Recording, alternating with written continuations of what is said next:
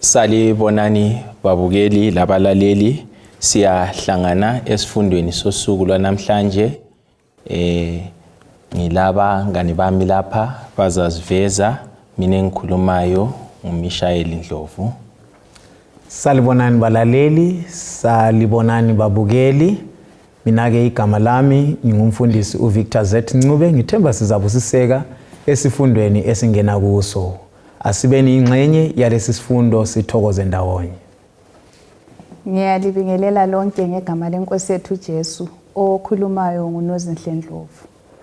Salibonani babukeli labalalelayo, okhulumayo uNoncebanyoni Asicimezeni Sikhulekeni. Baba wethu osekhaya ezulwini, siyabonga ukugcina singabaphilayo ukuze kufike sona lesi sikhathi. Sibonga elinye ithuba osinika lona ukuthi sifunde okunye ngawe.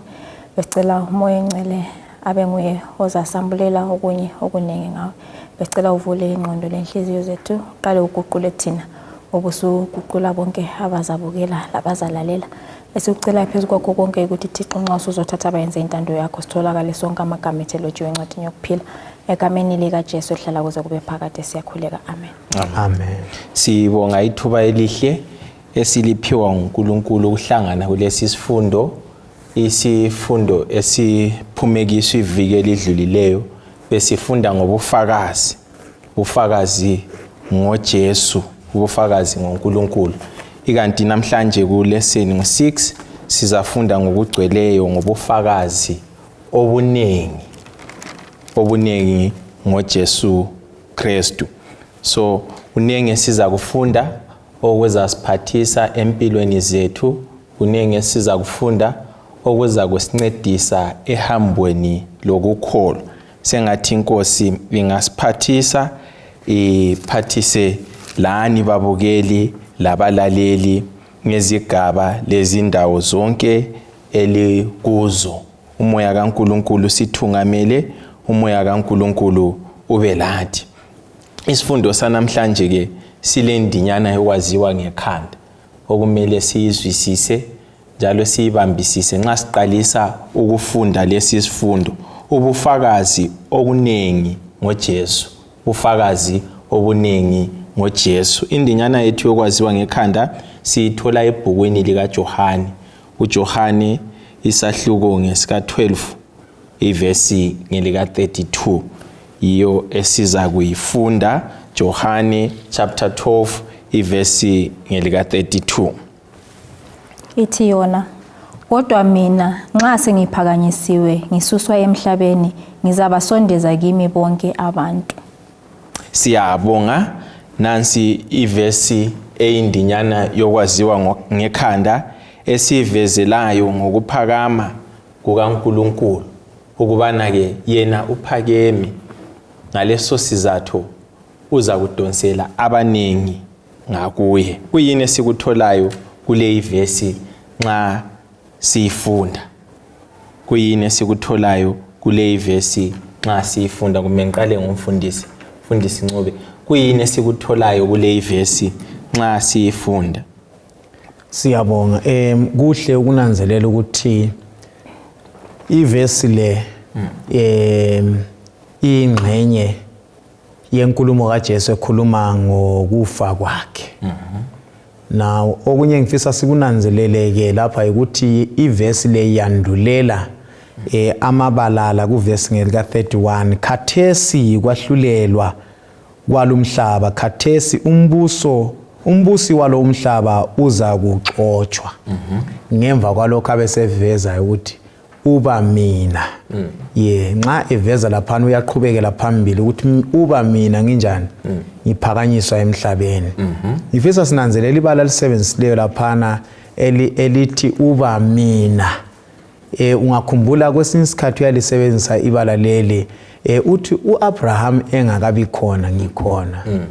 Simnanzelela ibizo leli libanzi, I am libanzi. Alright. So ke nxa ekhuluma lapha uyaveza ukuthi ngivele yena uvele uphakeme akula muntu ongamphakamisa kodwa nxa umhlaba ungamnanzelela unanzelela ukuthi ungubani injongo yakhe yokuza emhlabeni iyini yona leyo iphakanyiswe njalo uthi ngaleso senzo yena njengoba wayekhona ukhona uzakuba khona uza kuzidonsela uquqaba ngakuye.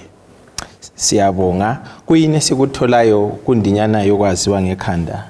Mina engunanzeleleyo laphana ukuthi uKristu nxa esefakwe endaweni yakhe ulamandla ukuthi abe lendonsela enkulu edonsa abanenge badonsela ngakuye. Ungananzelela emhlabeni zikhona izinto ezithathekisayo kodwa ungathola isiphambano akulanto esike yaprove kumbe yabonakala ukuthi ilendonsela kumbe ilamandla okuba ngumagneta. Uyabona umagneta ungafaka umagneta lapha kule nsimbi zonke zihlezi zibuye khonapho. uKristu layo efakwe endaweni yakhe ulamandla afana naye. Okungangokuthi singabalandeli bakhe lapho esidla khona lapho esikhuluma khona lapho esigqoka khona kakubonakala uKristu. Powerful. Siyabonga. Nceba kuyini ongakutsho ngale ivesi eyindinyana waziwa ngekhanda? Mina ngithe ngibala ivesi yona leyo ngezwe ngikhululeka ngoba ngizwa engani sinikwa iformula ewinayo. Kunenge esingazama ukukwenza ukuthi abantu babuye kuJesu. Kunenge esingakukhuluma ukuthi abantu babuye kuJesu. Bese ngithanda ngendlela lapho ebhalwe ngayo ithi kodwa mina ongangokuthi nxa kufa kukodwa konke osokungale sokucitshiwe. Osokukhanya kaThesu nguJesu nxa yena esephakanyisiwe abantu bazabuya ngakuye ngobunengi babo. Siyabonga abalaleli lababukeli. Kasiphakamiseni uJesu ngazo zonke izikhathi ngezimpilo lokuphila kwethu. Kasivezeni siphakamiseni uJesu njengengoma esasihlabela kudala. Ngiyakholwa lakaThesi lokho isahlatshelwa ethi phakamisani uJesu litshela umhlaba wonke. Phakamisani uJesu litshela umhlaba wonke. Siphilela ukuphakamisa uJesu, siphilela ukutshela umhlaba wonke indaba ezinhle ngoJesu Kristu. Ikanti uJesu Kristu ke uzivezile yena ukubana ngubani. Kulobufakazi obunengi esikutholayo elizwini kuvezwa ngaye uJesu Kristu ukuthi yena ungubani njalo wavela ngaphi njalo wathunywa ngubani. Waziveza ke ngendlela ezimangalisayo, waziveza la ngezibonakaliso, waziveza la ngama miracles achiyeneyo eziveza ubukhulu bakhe, eziveza ubunkulunkulu bakhe. Maybe singaveza ukubana uziveze njani, uzibonakalise njani uNkulunkulu emhlabeni wonke jikelele. Uzibonakalise njani uNkulunkulu ngelizwi lakhe, uzibonakalise njani uJesu ekuphileni kwakhe lasekuzeni kwakhe lapha emhlabeni. Kulezibonelo ezintathu ezisetshenziswe esifundweni kuvezwa isifundo lapho ukuthi kunengi uJesu kungakhulunywa ngaye ukuthi uJesu ngubani, ukhulunywa ukuthi uvela ngaphi, kukhulunywa into eziningi ngaye. Kodwa ibhuku kumbe ibhuku levangeli likaJohane lilokukhuluma ngemisebenzi ayenzayo ebonakalayo. Alright. Isibonelo yikupha ukudla abantu abangu 5,000. Isibonelo sesibili esingasebenzisa yikuvuswa kwaLazaro. Ziningi izibonelo ezingaba khona laphana. Ukusiliswa kwendoda eBethsaida kusetshenziswe lezana izibonelo ezintathu. Engifisa sikunanzelele ke lapha ukuthi kulamagama amabili asetshenzisweyo lapha ekusebenzeni kwakhe. Uyabonakala esebenza. Ayisibo bonke abamwamukela ekwenzeni, ayisibo bonke futhi abangamamukeliyo ekwenzeni akwenzayo. Amagama asetshenziswe ikakhulu feed abantu abangu 5,000. Kule gama elisetshenziswe lapha la ngapha evusa uLazaro. Igama leli lilokwenza lokuthi esenzweni sakhe abanye bazonda. Alright. Abanye bathukuthela, abanye baletha ubutha ngezenzo zakhe. Ungananzelela lapha izenzo lezi senzakala kusondelela esiqongweni sempikazi enkulu, kusondela esiqongweni sokuya kufa kwakhe ngaphi esiphambanweni. So esikunanzelela ke esifundweni lapha ukuthi njengoba isifundo sethu sisithi thina sifisa ukubona obunye ubufakazi. Nxa nginanzelela isifundweni lapha ngibona kuza kulethwa ubufakazi obune kumbe singathi abantu abane kumbe izigaba ezingaki ezine ezifakaza, kulethwa amagama ukuthi ofakazayo lonjani, the one who witnesses and testifies, kuthi ukuthi ngonjani ngobe ingxenye bonile kanti ke wasuka lapho kanjani wafakaza. So ke sizabona izigaba ezine. Ngicabanga ukuthi kuzasibusisa nxa siqhubekela phambili esifundo. Maybe ungahle sichasisele khonapho ngingakabuyi kunozi ngapha ukuthi ebufakazini lapha kule ndaba yechibi lase Bethesda. Sibona uJesu eziveza ngendlela ephakeme. Uziveze njani kuleli chibi? Now ngoba ungananzelela isetting lapho kwenzakala khona le indaba uzathola ukuthi ichibi nanti la ubusunanzelela ukuthi eduzane lechibi umango ongaba seduze kwakule tempeli. Kuyini esekufundayo uziveza njani echibini? Uzasichasisela komandla ukuthi uziveza njani ngokufa kukaLazaro. Ungasithi fahla kancane emnali ngokuthi uziveza njani ngokwelapha kuleli chibi uNkulunkulu uJesu. Now kulezi zinto eziningi engifisa sizinanzelele lapha ukuthi ingxoxo iseCapernaum la. Kumbe ingakafika eBethsaida, sorry. Nxa sifika eBethsaida sinanzelela ukuthi uvela uJesu seqalisile ukwenza izimanga. Kwesinye isifundo esidlulekiswa ngithi sibonile isimanga seKhana saseKhana esokuguqulwa kwamanzi lisiba yilewayini. Kodwa ke esifisa sikunanzelele ukuthi ukukhonza uJesu uzoqhakathekisa indaba yokukhonza okudlula izimanga. Alright. Ngoba lapha unanzelela ukuthi even lamhlanje kulabantu asebelandelwa ngamaxuku amakhulu ngesenzo sezimanga. Kodwa uJesu uthatha leli thuba lokuthi khangela kulomuntu lo olesikhathi enjani egula iminyaka isifika 38. Uye nxa embuza uJesu uyambuza ukuthi ndoda kuyinofisa ukwenzelwa khona lapha. Undoda la yena kulokuthi aphendule uJesu straight. Uthi ngiswele umuntu onganjani ongangiphosela. So laye emcabangweni wakhe ucabanga ukuthi ukusila kuphuli yeBethsaida. Kanti yena uJesu nguye oyimpilo. So uJesu kazange amthatha amphosele ngaphi echibini kodwa waletha impilo kulo umuntu. So ngicabanga ukuthi even kithi njengabalaleli kuhle ukuletha umcabango wethu udlule ekwelaphweni enyameni.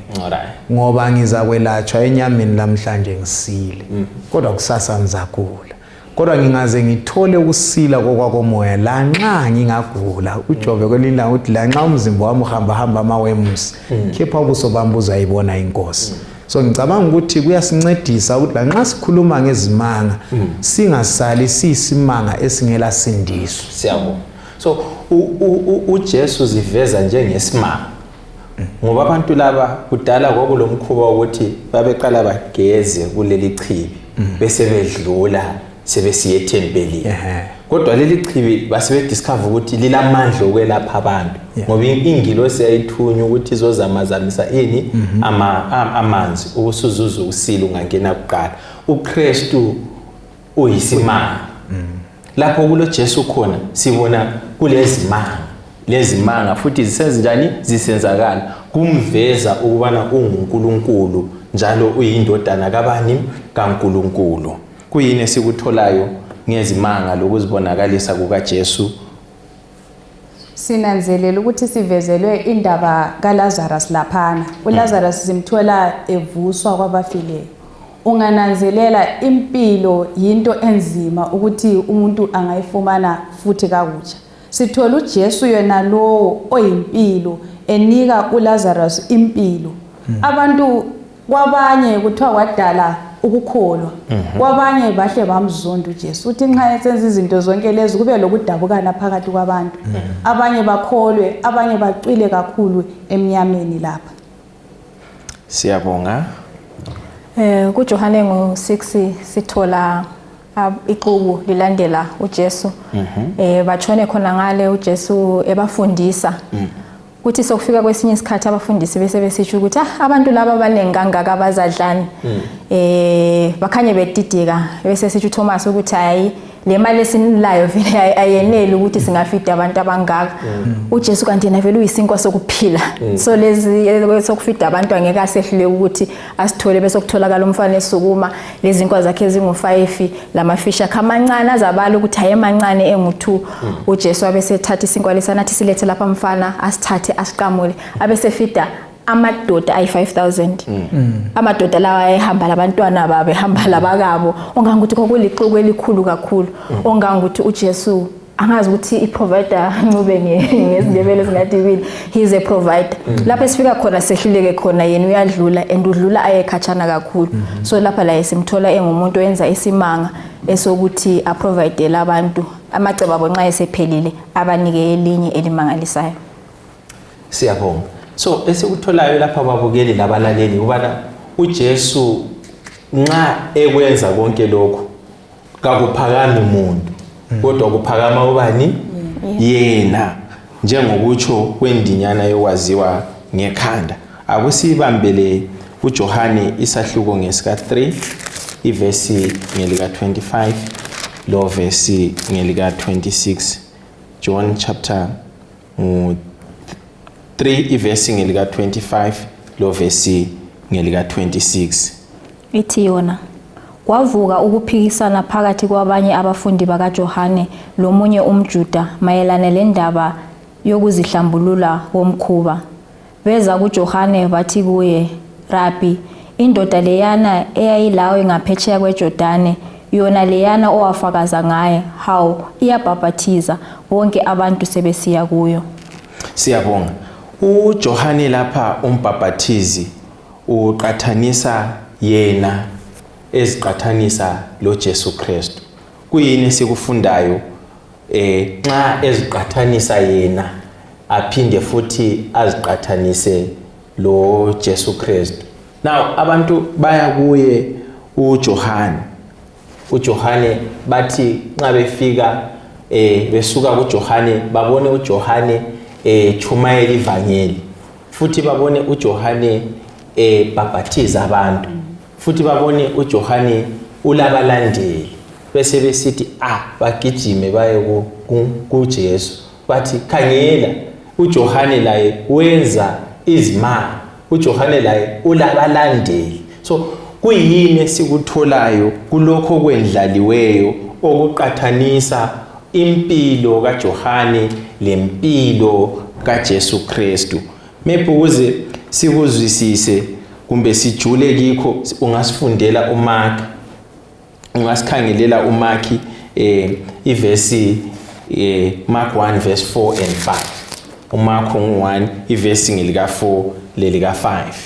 Ibalwa isithi yona kwasekufika uJohane ebhabhathiza emangweni wasenkangala. Kwasekufika uJohane ebhabhathiza emangweni wasenkangala, echumayela ukubhabhathiza kokuphenduka ukuze kuthethelelwe izono. Siyabonga. So uJohane uhambe echumayela ebizela abantu ekuphendukeni ukuze bathethelelwe ini izono. Kuyini esingakuqathanisa phakathi kwempilo kaJohane lempilo kaJesu? Lapha sithola uJohane eyiveza kahle indaba yakhe phakathi kothumo. Sithola ukuthi uyabavezela abafundi bakho ebesebenza futhi babe ngofakazi kwalokho ayekuchilo phakathi kwabo ukuthi yena usebenza ukuthi alungisele lo ozayo indlela. Sinanzelela ukuthi uJohane kazange athande ukuthi athathe indawo kaKristu, kodwa yena uyakuveza ukuthi umele ukukhula yena anciphe. Siyabonga. Umele yena anciphe kodwa uJesu akhule. Now kulebala elikhulunywayo laphana ukuthi ukuhlanjululwa. Kuyini ukuhlanjululwa okuvezwayo lapha kuvesi ngelika 4 kuvesi ngelika 4 engifisa sikunanzelele ukuthi uJohane uyabhaphathiza uchumayela ivangeli lokuphenduka nxa echumayela ivangeli abantu bayakholwa and iningi labantu likholwa futhi kuye ubani uJohane so uJohane sihlangana lapho selabafundi banengi bayamlandela isilingo esesikhona la ukuthi ngoba yena uJohane uyiforana you know uphendla indlela kaJesu angithi so isilingo esikhona lapha ukuthi uJohane ahlahamba hambe labafundi angithi kodwa akwenzayo lapha yikuveza ukuthi ayisimi hayi kodwa omkhulu kulamunjani uyeza kulezibonelo eziningi azisebenzisileyo khangela lapha nxa uJesu esiza emfica uJohane ebhaphathiza wenza uyeza nxa embona ngaphakathi kakuthi ukuthi ehechwa wafika uJesu uthi la ngihle nginjani imthele emanzini nxa esiza uyema uthi bheka iwundu likaThixo lisusa isono sani sezwe nxa efika lapha uJesu uyambiza uJohane ukuthi ambhaphathize uJohane uthi akuvumi ukuthi ngibhaphathize wena ngicabanga ukuthi ngabe uJohane kwaba lengozi wathi wahle wambhaphathiza kungazange kwaba le conversation leyana kwaba lengxoxo leyana abafundi bakaJohane babezambona uJohane emkhulu kulobani kulo Jesu kodwa uJohane uyakunanzelela ukuthi uyisidalwa salo onjani ozayo lo Jesu nxa esiza exoxa indaba yokubhaphathizwa kwakhe kayixoxi ngendlela yokuthi uyisoni kabhaphathizwa ngoba eyisoni kodwa ukuthi njengoba bonke abalandeli bakhe kufanele bahambe kule indlela kulapho ke futhi uJohane simthole sebhaphathiza but ngifuna sinanzelele ivesi ogcine ngayo lapha chapter 3 verse ngelika 30 ngifisa sinanzelele indlela ebekwe ngayo lapha kulento okuqhakathekile okufanele sinanzelele kuleyani verse ngicela umbalele inceba lapha ethi yena ufanele abe mkhulu mina kufanele kunciphe ukuqhakatheka kwami ungananzelela lapha indlela okubekwe ngayo kulula ukuyiguqula uyifake ngenye indlela kodwa umutsho usungahluka uthe yena ke ngisebenzise lapha isilungu uthe he must increase and I decrease kulula ukukufaka wena uthi I must decrease and he increases ukhulume istatement esifana nayo kodwa umutsho uchiyene kakhulu kuyini okuqalayo akuqali mina hayi uqala yena indinyana okwaziwa ngekhanda ithe uba ephakanyiswa yena angitsho so he must yena kabe njani kaphakame nguye futhi osenza senelisa ukwehla so awungeke uzehlele wena ngeke uzehlise njani wena kudinga yena he must increase and I must decrease so khona lokho kuqhakathekile kuyilokho ke uSathana afuna ukwenza ufuna ukuguqula ukuthi thina sibone siphakeme yiyo sithi mystery of lawlessness angithi liyakho ukuthi yena uSathana wafuna ukuzinjani uziphakamisa azenze njani abe ngangophezulu kodwa yena uKristu uthi wazehlisa wathatha isimo sani senceku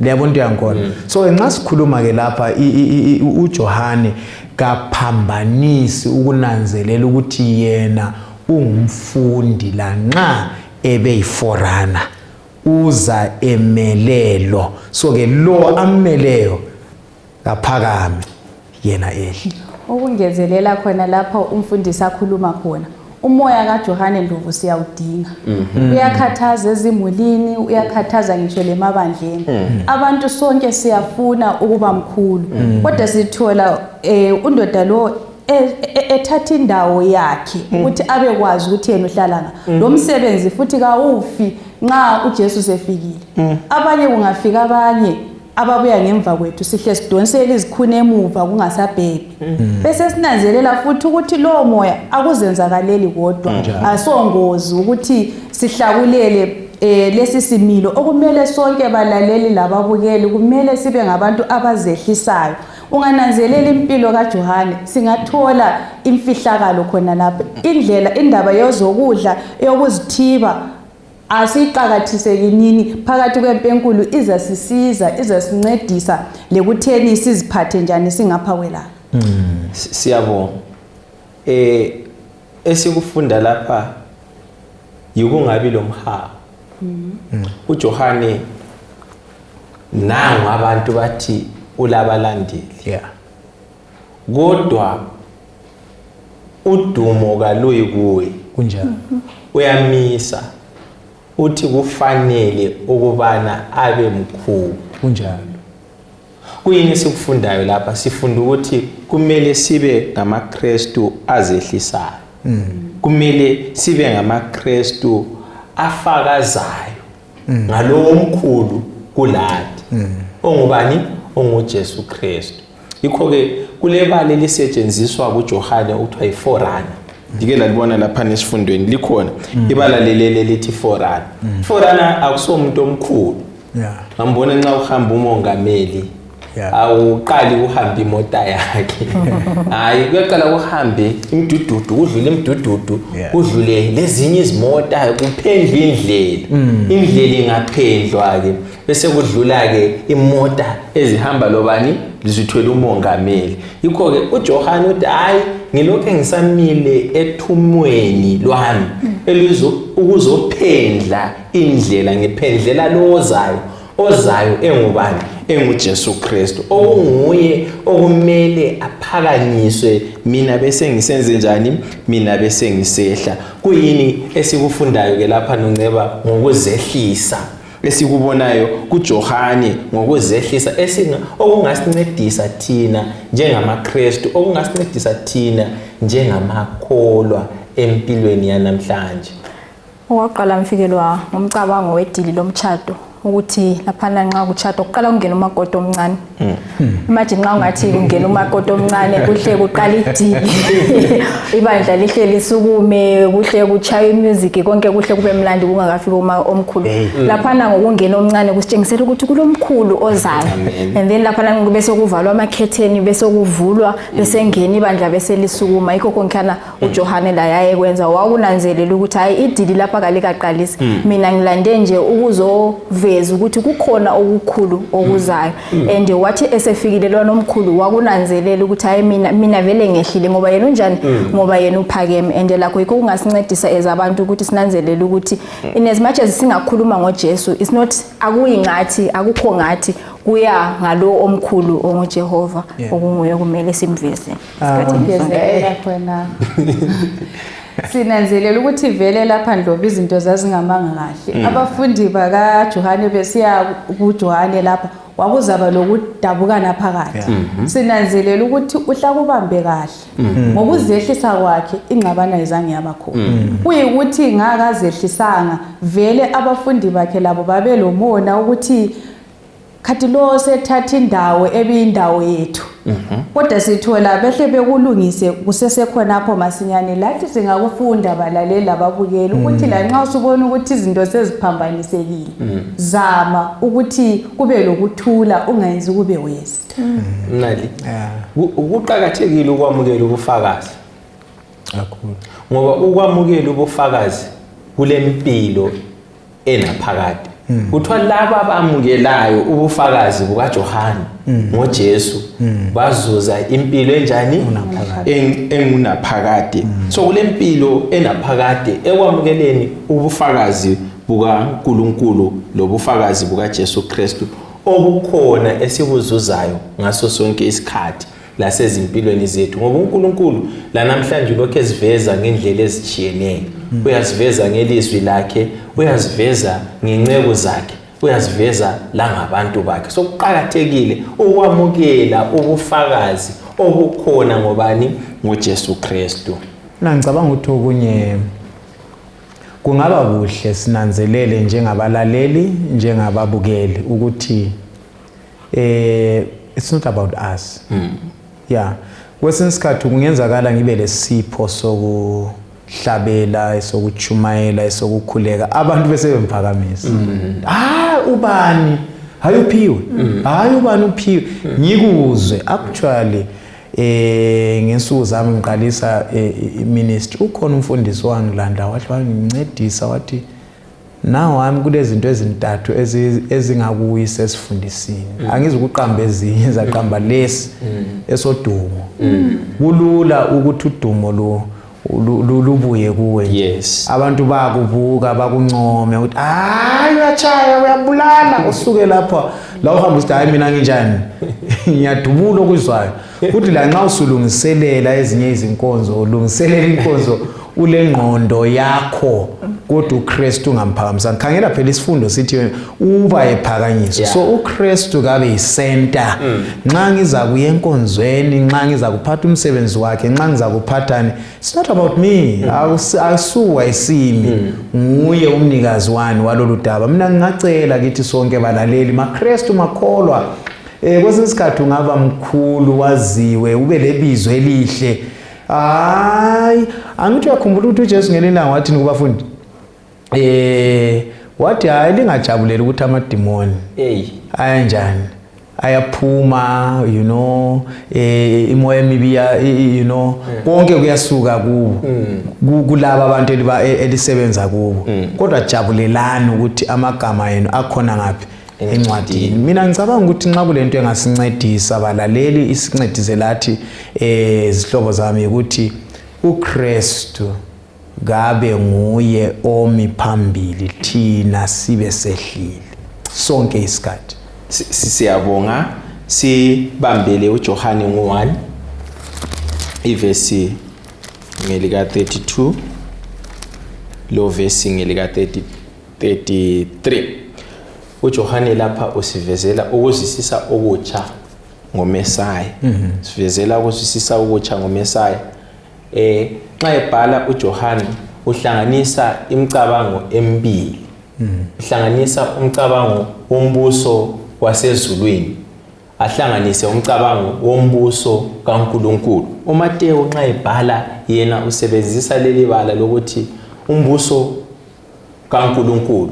uMakhi loLukhu nxa bebhala bathi umbuso wami wasezulwini. Kodwa lokhu kubuya kulumbane kuhlangane ebhukwini likabani likaJohane.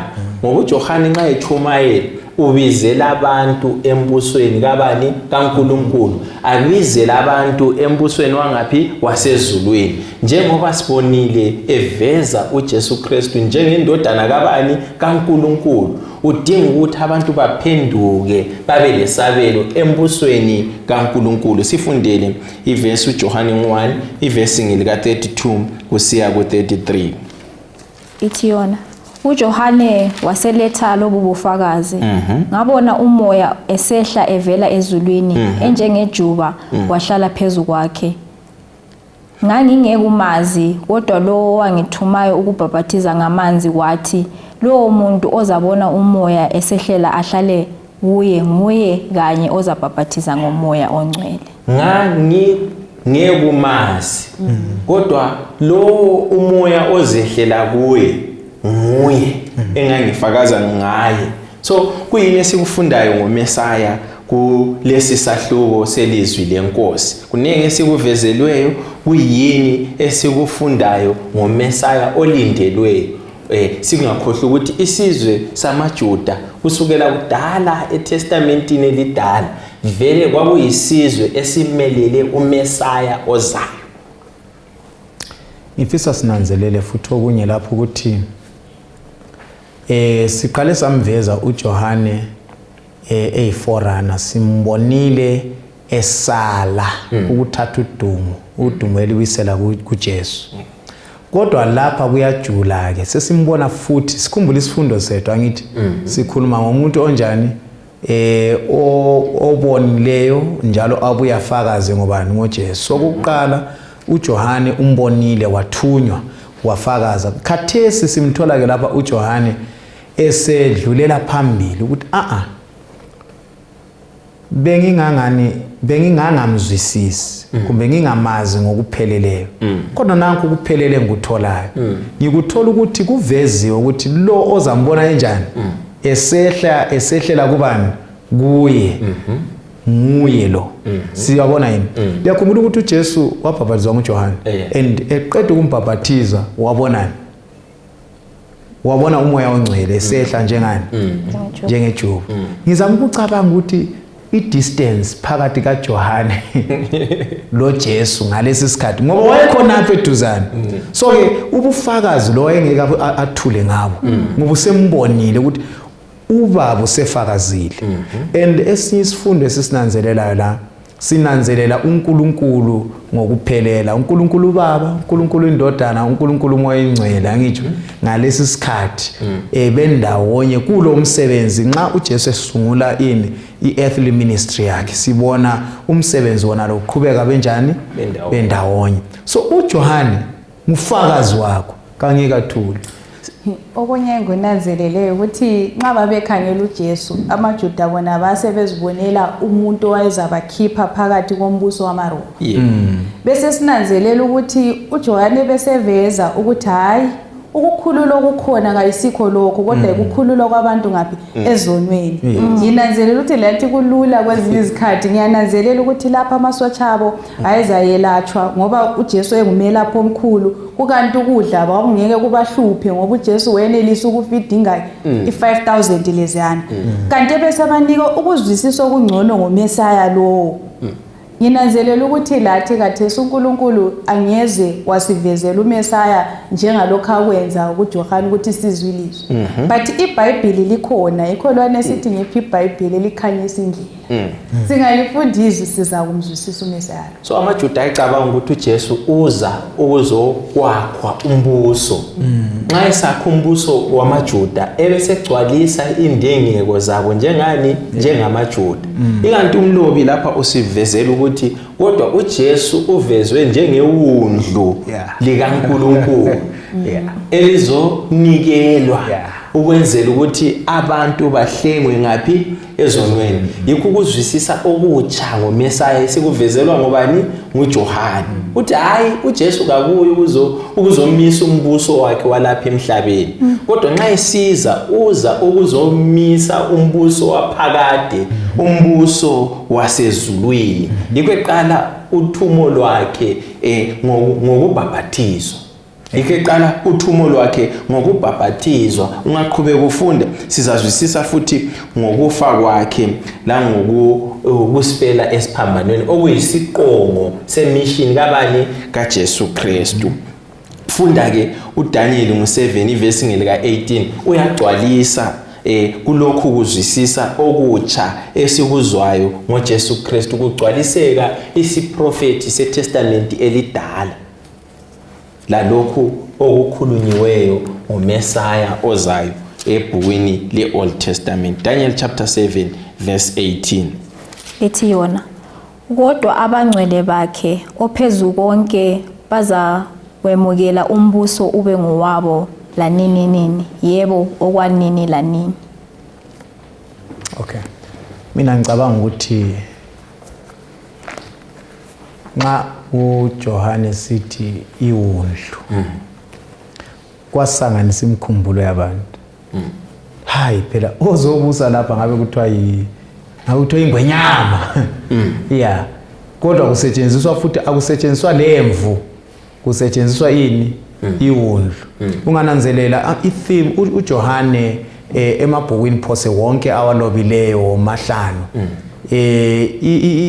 iwundlu is the theme kuye ngoba uJesu yini uliwundlu elisusa isono so umbuso lo wawungumbuso ongekho temporal kodwa wawungumbuso njani opermanent empilo engunaphakade ngokuqala okwesibili emfisa sikunanzelele lapha ukuthi enye into eyibahlupha lapha ukuthi one ukhulume ngewundlu two wakhuluma ngomhlatshelo wakhuluma ngokufa so ke kungazathi linkosi ezayo lapha iza ukuzonqotshwa kodwa ke okay number 3 ukhangela ukuthi uyakufa futhi esiphambanweni so ke njengabantu nxa ukhuluma ukuthi awubani usefile kungazathi indaba yonke iphelele ngapi khona lapho kodwa ke yena uJesu abesekuveza ukuthi uyikuvuka lani lokuphila. So ke sithola ukuthi uza addressa izinto eziningi ezidinga ukuthi abantu bazwisise ezinjengokwesaba ukufa. Kunje kade abantu siyakwesaba yini? Ukufa. Kodwa ke yena uJesu uyeza. Yikho futhi esinye isibonelo esisetshenziswa esifundweni lapha kuyikuvusa ubani? uLazaro. Khangela futhi kamvusi ngosuku efile. Hayi umvusa ngemva kwensuku ezine ukuze kungathiwa hayi ubeqalekile, hayi ufile lo muntu, kuze kukhulunywe ukuthi usenuka. Antu uyabona. So ke yena uJesu ahla demonstrate okwakuzayenzakala kuye ngathi hayi mina ngizavuka, amvuse ubani? uLazaro. So ngicabanga ukuthi isifundo lapha umfakazi wesibili, umfakazi lo uJohane ufakaza futhi ngani? ngoJesu ubukhulu bakhe umangalisa buqala eliwuni, kodwa kusiphutsha eyinkosi yamakhosi lombuso wababusi. Kule verse esiphiwe lapha namandla 1 Corinthians chapter 1 iverse ngelika 24 lapho esifunda khona ngoJesu Kristu ngobukhulu bakhe la ngamandla akhe la ngenhlakanipho yakhe. Kuyini singakuthola ke ngoJesu kuleyani verse etholakala ku1 Corinthians chapter ngelika 1 iverse ngelika 27? Sinanzelela ukuthi khona lokhu kwazi ukuthi uJesu ubufakazi ngoJesu sikuthola kuNkulunkulu okusivezelayo ukuthi amandla akhe uyenelisa ukuthi asisindise, hathi ngokwemicabango yabantu kumbe isayensi kumbe ukufunda okujulileyo, kodwa sithola ukuthi usindiso lolu luza luvela kuNkulunkulu enhlizweni eyamukelayo ngokukholwa ibisilalela uJesu. So ukusindiswa kwabantu kakweyamanga kwesayensi, ukusindiswa kwabantu kakweyamanga kutechnology, ukusindiswa kwabantu kakweyamanga elwazini lwabantu, kodwa kuyeme kuNkulunkulu onguye oyazi abantu, onguye wadala abantu. So ubufakazi bakhe kumele sibubambisise ngamandla ethu wonke bese sikwamukela, ngoba indlela zimbili lokukhetha kubili la. Kulabantu abakwamukelayo ubufakazi, kube labantu abakwalayo ukwenze njani ubufakazi. Siyakuthola ke ukwamukelwa lokwalwa kobufakazi kulotshiwe lapha kuJohane ichapter ngelika 6 iverse ngelika 51. Sizabona ke lapha kuvezwa labo abamukelayo ubufakazi, kuvezwe futhi labantu futhi abangabamukeliyo ini ubufakazi. Amaqula amabili ayavezwa ke lapha kuJohane chapter 6 iverse ngelika 51. Ithi yona ngiyisinkwa esiphilayo esehlela phansi sivela ezulwini. Nxa umuntu engasidla lesi sinkwa uzaphila laphakade. Leso sinkwa siyinyama yami engizayinikela ukuphila komhlaba. Lapho ke abaJuda basebeqalisa ukuphikisana ngamandla besithi umuntu lo angasipha kanjani inyama yakhe ukuba siyidle na? Siyabonga. Maybe lingasivezela sivezele lababukeli ukubana kulo kuphika kulokwala kulequla labantu abaningi abayalayo, kube sokusiba lequla lalabo abavumayo abayamukelayo. Singakuwehlukanisa njani lokhu ukwenzela ukuthi abalaleli lababukeli bazwisise ngokwamukela baphinde futhi bazwisise ngokwala ubufakazi buka Jesu Kristu? Maybe uhlusibalelelo chapter 6 iverse ngelika 68 lo 69.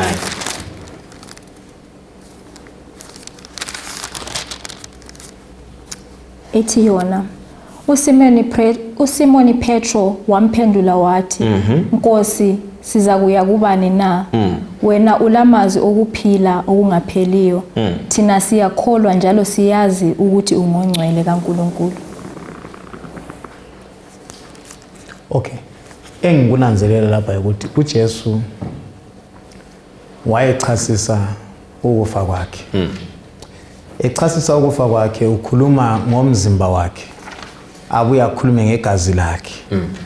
Nxa bona bekhangele bakhangela umzimba onalo bakhangela igazi lele ngiyambona omunye umuntu umuntu udliwa njani anti uyambona ukuthi usewumala lapha kasazwisiseki lapha uthini kanti futhi nxa ekhuluma ngegazi utshole khumbula phela igazi liyimpilo kanti uthini lo muntu so khona lapho sekulohlupho nxa edlulela phambili uyaveza ukuthi mina ngiyisinkwa sani sokuphila angithi ngale kuJohane kwakhuluma kumama waseSamaria kuJohane chapter 4 angitsho ukuthi aluba ubusasi ubuza ngipha ini ubuza kwamkela ngikupha ini amanzi oza wanatha ungaphindi njani uwome so esihlangana lakho ke lapha uJesu uyachasisa ngokufa kwakhe kabezwa nxa echasisa ngokufa kwakhe echasisa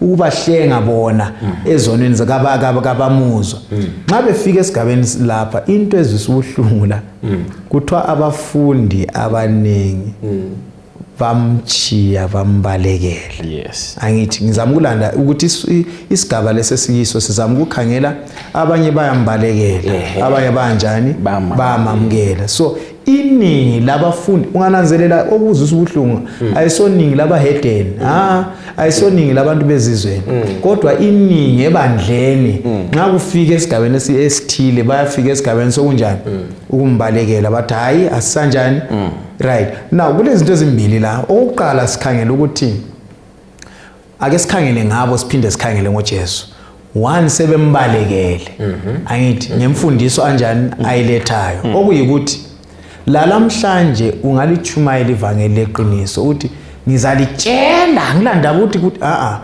ungabatshela abantu kodwa abaningi abantu abangasuka lapho baye kuba lecebo lokuthi ubulawe ufela lona lelo iqiniso olichumayeleyo sibo bonke abantu abazakwamkela iqiniso lanxa linjani lichunyayelo mina njengomchumayeli kwaye kwafika esigabeni ngachumayela sibili 2 weeks mfundisi 2 weeks chumayela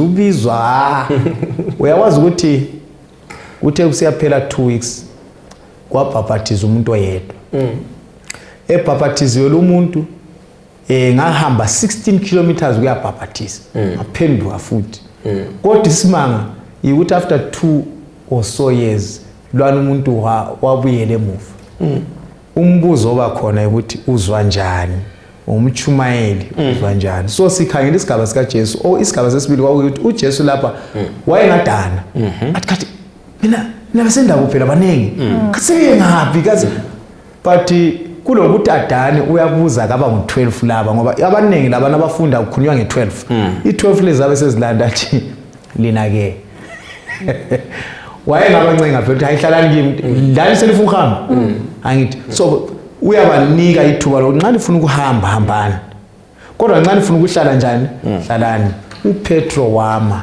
nguye ngicabanga ukuthi nxa besikhuluma esifundweni sithi ofakazi uPetro ngomunye wabofakazi ukuthi hayi singaya ngaphi so ke ngicabanga ukuthi mfundisi labo dadewethu lapha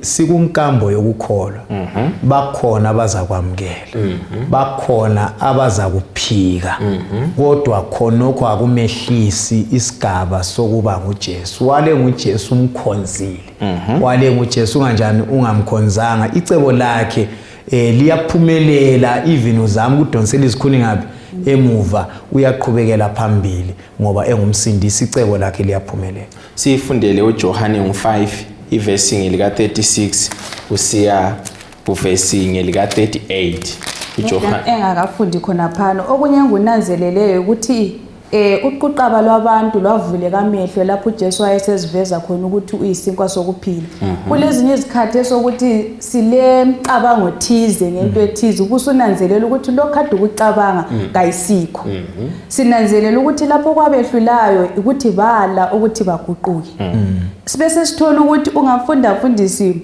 uPetro la wayengakakuzwisisi nxa umlobo esifunde ebhala uthi baze bazwisisa ngokugcweleyo ngemva kokufa kwakhe lokuvuka kwakhe ezinye izinto kasizithatheni ngokukholwa abalaleli lababukeli usifundele uJohane 5 verse ngelika 36 kusiya ku 38 umfundo verse ngelika 36 ithi yona ngilabo ubufakazi obulesisindo esikhulu kulobuka Johane ngokuba umsebenzi ubaba anginike wona ukuba ngiwuqedise wona engiwenzayo uyafakaza ukuthi ubaba ungithumile. Usifundele futhi maybe lo Mateyu isahluko ngesika 3 ivesi ngelika 17 bese siqathanisa uJesu usivezela ubufakazi bani ngobaba. uJesu usivezela ubufakazi bani ngobaba njalo ubaba usivezela ubufakazi bani ngoJesu. So ivesi esiyibalileyo lapha isivezela ubufakazi bukaJesu ngobaba. Lesi siyibala lapha uMateyu ngo3 verse ngelika 17 isivezela ubufakazi bukababa ngoJesu. uMateyu ngo3 verse ngelika 17. Yes. Ilizwi lisuka ezulwini lathi, lo yindodana yami engiyithandayo, ngiyathokoza kakhulu ngayo. Nampu ubufakazi bukaJesu ngobaba lobufakazi bukababa ngoJesu. Kuyini esikutholayo ke kulesi sahluko ekuvezweni obufakazi bukababa? Ngifisa okunye engifisa sikunanzelele ngizabe ngibuyele emuva ngabomo. Isifundo sethu sikhangela ubufakazi obunye ngobani ngoJesu. Singananzelela sesikhulumile ngobufakazi bukabani bukaJohane and sihlangana labo kabili. Sihlangana labo eyiforana angitsho siphinde sihlangane laye uJohane sekugcwaliseka embhabhathizweni kaJesu angitsho. Okwesibili sihlangana lo Petro nguyesihlangane laye laphana uPetro efakaza ukuthi singaya ngapi angithi khathesi sesihlangana laye uJesu efakaza ngaye lo baba efakaza ngendodana. So ke sinanzelela ukuthi uNkulunkulu ubaba uNkulunkulu indodana awungebe hlukanise. So ke siyamthola ubaba efakaza ngaye uJesu ngemsebenzi yakhe laye uJesu abuye afakaza ukuthi engikuthunywe ngubaba njani ngiyakwenza lo baba uyathokoza ngani ngakho. So ngicabanga ukuthi nxa kulento esingayenza njengamaKristu asingavumike ukuthi kube lezigaba ezimbili lapho abantu nxa besithi uJesu simuzwa ngalindlela but lina lithi ngabalandele bakhe ungani kulomkenke lapha kufanele kube lani sibe munye uthi mina lo baba sinjani simunye angithi nxa esikhuleka ukhulekela ukuthi sibe munye njengoba yena lo baba benjani bemunye angitsho. So mina ngiyakhuleka ngiyafisa ukuthi ngabe uKristu uyabonakala empilweni zethu njengalokhu ubaba lendodana befakazelana. Siyabonga. Singafunda njani sibe lokukholwa njani ebufakazini bukababa lasebudlelwaneni bukababa lendodana? Kuyini esingakwenza njengamakholwa, kuyini esingakwenza njengamaKristu namhlanje esingakuzuza kusincedise enkamboni yethu yokukholwa phezu kwalobu bufakazi esibuzuzayo ngobaba ngendodana lalobu bufakazi esibuzuzayo ngendodana la ngobaba. Maybe ukusichasisela ukuthi sikuzwisise lokho sizafunda le ivesi chapter 7 ivesi ngelika 37 lo vesi ngelika 38 ubufakazi bequku. Ubufakazi bequku, John chapter 7 verse 37 and 38. Ithi yona ngelanga lokugcina ilanga elaliqhakatheke kakhulu eledili uJesu wasukuma watsho ngelizwi elikhulu wathi aluba ekhona owomileyo keze kimi azonatha loba ngubani okholwa kimi njengoba umbhalo utshilo imifula yamanzi aphilayo izageleza ngaphakathi kwakhe. Singakholwa njani kuJesu? Singakholwa njani kuJesu? uJesu uzivezile ngendlela eziningi. Ngaphambilini simbonile eyisinkwa sokuphila. Lapha siyamthola engamanzi ani okuphila. So ke impilo yethu yonke ikuye uJesu. Yikho isithi laphana kuJohane ngo12 ivesi ngelika 28 angitsho uthi baba glorify your name. Ibizo lakho baba kalinjani? Udumo aluye ebizweni lika baba. So uhlupho esiba lalo ukuthi udumo sifuna ukuluthatha lubuye kubo bani? Yithi. Kodwa isibonelo esihle sisibonile kubudlelwano phakathi kaBaba lobani? Lendoda. Bese sikholwa njani ukuthi uJesu nguMesaya? Ngoba lapha sihlangana lempikiswano yokuthi so ulo bufakazi obuningi ngoJesu. Kusala kulamaqhubu aphikisa ubufakazi bukaJesu. Angamkholwayo uJesu njengoMesaya. Balokho besathandabuza phezulu kobufakazi obuvele kuJohane, phezulu kobufakazi obuvele kuPeter, phezulu kobufakazi obuvele kuNkulunkulu uBaba. Phezulu kwalobu bufakazi obukhona sisala silexuku labalandeli abalokhe besithi hayi sisamele uMesaya ozayo.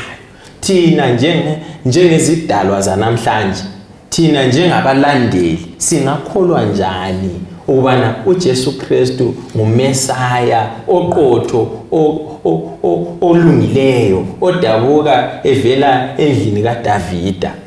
Singakholwa njani uJesu njengoMesaya? Sinanzelela ukuthi kulokho sokuveziwe ukuthi uJesu unguMesaya sikuthatha eBhayibhelini. Sizananzelela ukuthi lapha ngitsho lamanye amaJuda afundileyo hayi ngakukholwa belonke bebambelele ekungakholweni kwabo. Sinanzelela ukuthi singakubamba thina ngokuseBhayibhelini. iBhayibheli kuphela yile lingasilamulela ukuthi sibe kwazi ukuthi uJesu nguye uMesaya. Khethekile ukuthi inengi lithini. Kwezinye izikhathi sasihambe ngokuthi imajority abanengi bengathi lokho sesithathela khona lokho, kodwa sithola ukuthi ngezinye izikhathi ixuku selingaba lingekho endaweni right njengalapha. Thina sima ngalokho kuseBhayibhelini elizweni likaNkulunkulu. Siyabonga. Mina ngicabanga ukuthi kuhle sikunanzele ngalindlela ukuthi uJohane 1 verse 1 siya ku3 lo verse 14 uyasivezela ukuthi ekuqaleni wayekhona ulizwi, ulizwi wayeloThixo, ulizwi wayenguThixo. Sesibona uJesu enguThixo eloThixo, uThixo engubaba, uJesu enguThixo ngokufananayo. Singananzelela sithola ukuthi ubufakazi bokuqala sihlangana labo kubani? kuJohane. Sibubone ubufakazi kuwani? kuPetro. Sibubone kuBaba, sibubone kuNdodana, sibuye njalo sikubone kumaxuku kugoqela labaFarisi kunye loNikodimo. Siyabonga. Bathandekayo, asamukeleni ubufakazi esibutholayo elizwini likaNkulunkulu. uNkulunkulu uzasiphathisa enkambweni yethu yokukholwa. Sizaba lomthandazo omfitshane, asikhulekeni. Baba wethu osezulwini, siyabonga lesi sifundo esesifundiwe. Sengathi ungadunyiswa wena bese sikukholwa, sikholwe ilizwi lakho. Ekupheleni kwakho konke sisindiswe, sibe khona embusweni wakho. Lo ngumthandazo wethu ukukholwa egameni likaJesu Kristu. Amen. Amen.